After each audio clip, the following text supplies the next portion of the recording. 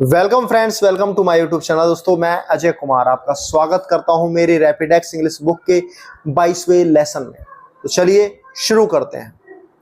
स्थान सूचक प्लेशियल शब्दों से बने वाक्य on, at, into, in, of, to, by, with, besides, beside, between, among, over. अंग्रेजी भाषा की वाक्य रचना में प्रीपोजिशंस का बड़ा महत्व है। अंग्रेजी भाषा के शिक्षार्थियों को बड़ी सावधानी से इनका ठीक ठाक प्रयोग सीखना चाहिए। कुछ प्रीपोजिशंस का संबंध स्थान, समय, विधि आदि के साथ होता है और कुछ का कारण और गति के साथ। इन सब का अभ्यास बड़े ध्यान से करना चाहिए। प्रीपोजिशंस प्राय संज्ञा, सर्वनाम या संज्ञार्थक अन्य शब्दों का दूसरे शब्दों के साथ संबंध बताती हैं। ये प्राय संज्ञा आदि शब्दों से पहले लगती हैं और कभी कभी बाद में भी जोड़ी जाती हैं। इनका अच्छी तरह अभ्यास करके आप इन्हें आसानी से सीख सकते हैं। नंबर 1, पुस्तक बक्से पर है। The book is on the box. Number 2, computer मेज पर है। The computer is on the table. Number 3, clerk seat पर बैठा है। The clerk is at the seat.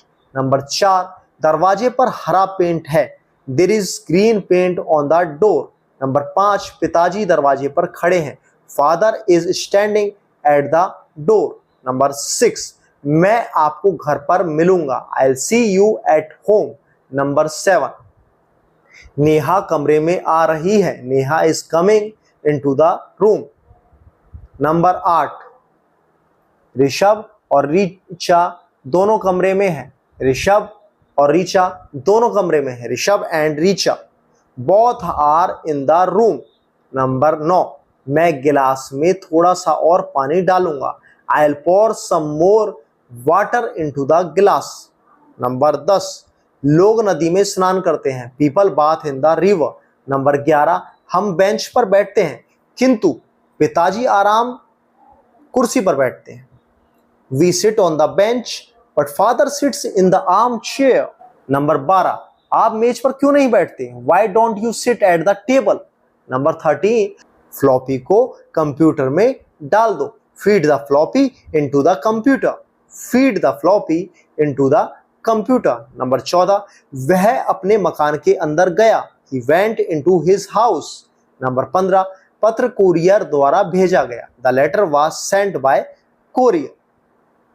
Number 16, इसका हिंदी से अंग्रेजी में अनुवाद कीजिए। Please translate this from Hindi into English. Number 17, Himachal Pradesh उत्तर भारत में है।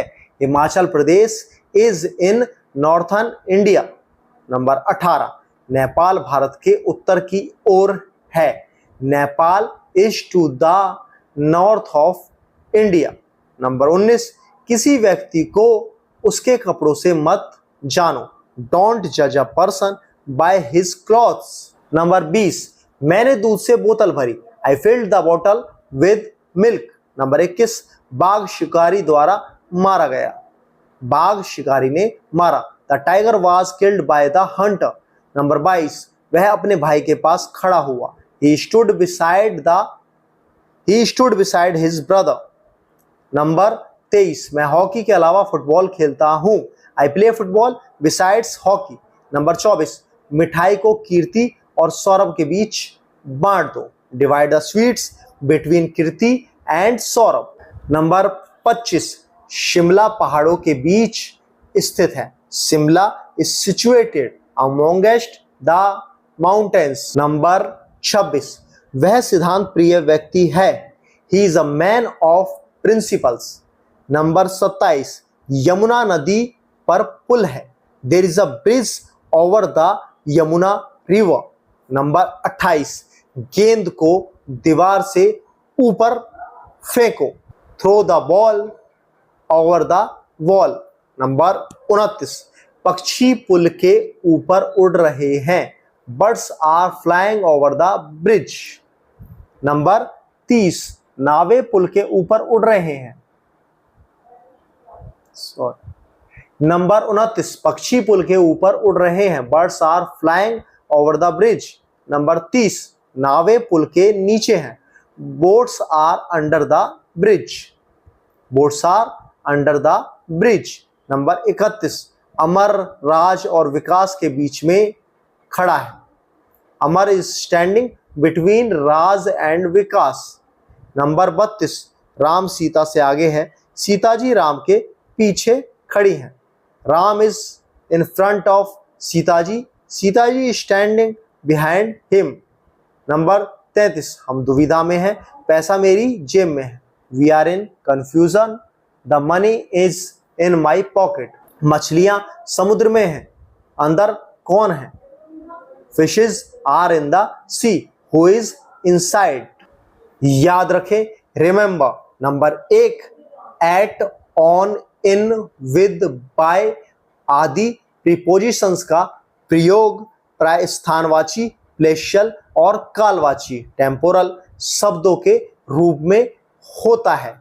ऊपर आपने स्थानवाची अर्थ में इनके प्रयोग देखे हैं। नंबर 2, ऑन और एट दोनों का अर्थ पर है तथा बाय और विद का अर्थ साथ है, पर इन शब्दों के अर्थ में बड़ा अंतर है। ऑन द टेबल का अर्थ है मेज के ऊपर और एट द टेबल का अर्थ है मेज पर। बाय का अर्थ के द्वारा से तथा विद का अर्थ के साथ से है।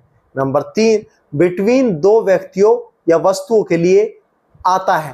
अमोंग दो से अधिक व्यक्तियों के साथ प्रयोग में आता है। Number 4, Kamala is going in her room. गलत, Kamala is going into her room सही। ऊपर के दो वाक्यों में दूसरा वाक्य ठीक है। यहाँ अर्थ है बाहर से कमरे के अंदर जाना, ना कि अंदर चलना फिरना, इसलिए इनटू प्रयोग किया गया है। इनका प्रयोग वहां होता है जहां यह अर्थ निकले कि वह कमरे के अंदर ही कोई काम कर रही है। उदाहरण के लिए नीचे दिए वाक्य पढ़िए। कमला अपने कमरे के अंदर है। Kamala is in her room. कमला अपने कमरे के अंदर सो रही है। Kamala is sleeping in her room. Thanks for watching. Please like, comment, share, subscribe my YouTube channel and press the bell icon button. Link in description.